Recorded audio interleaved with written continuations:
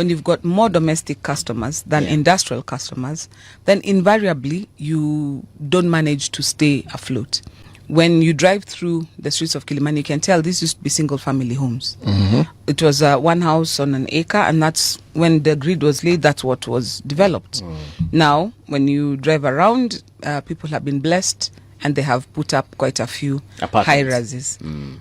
Now, those high-rises, it wasn't designed to supply that many people. And so the level of failure, the level of hiccups is higher here than, for example, somewhere like Muthaiga, where it has remained largely the same. Oh, so that's why this area keeps on losing power. So you'll find, for example, in Muthaiga, the lines that are laid, in fact, we have some over 100-year-old transformers in Muthaiga, as in when they were first put in, they're just serviced, and those things have never failed.